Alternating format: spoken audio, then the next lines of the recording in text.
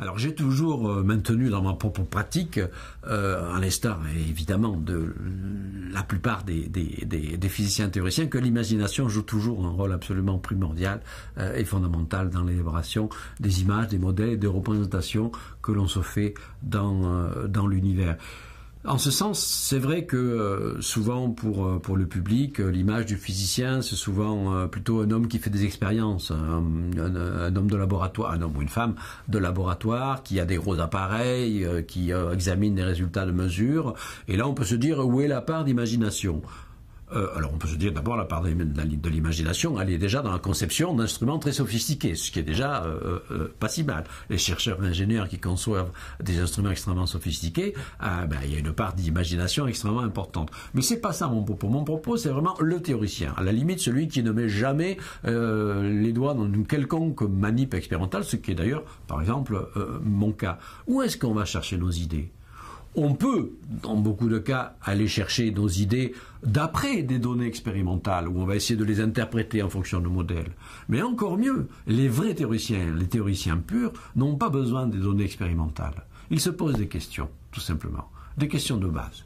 Qu'est-ce que c'est l'espace ? Qu'est-ce que c'est le temps? Qu'est-ce que c'est la gravitation? Qu'est-ce que c'est la lumière? Qu'est-ce que c'est l'énergie? Qu'est-ce que c'est le vide? Combien y a-t-il de forces fondamentales dans l'univers? Ces questions, l'homme se les est posées depuis toujours. Enfin, une certaine catégorie d'hommes, dans l'Antiquité, on les appelait les philosophes. Ces questions-là, on les trouve chez Aristote, chez Platon, chez les grands penseurs de l'Antiquité. On les trouve chez les grands penseurs médiévaux. On les trouve chez les grands penseurs de la Renaissance, les Kepler, les Newton. On les trouve chez Einstein. On les trouve chez les pères de la physique quantique, les Bohr, Heisenberg, Schrödinger, etc.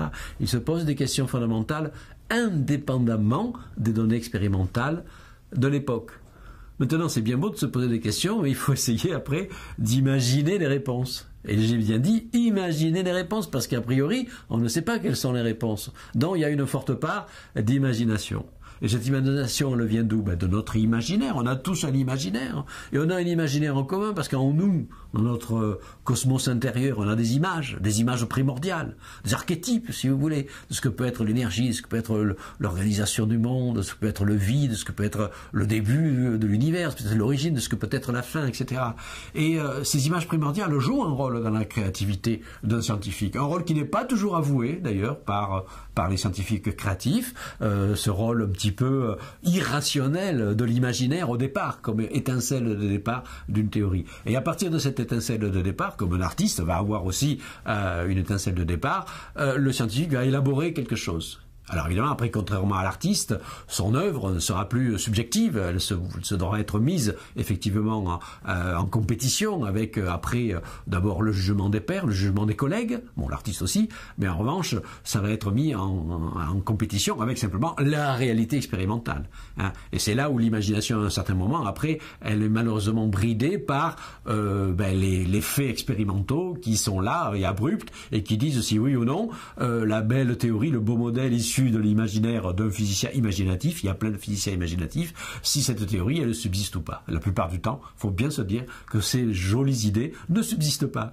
Donc l'imaginaire est une formidable machine à produire des idées, et parmi toutes ces milliers d'idées, de temps en temps, il y en a une ou deux qui ont la chance extraordinaire de surnager pendant quelques décennies. On appelle ça une théorie scientifique.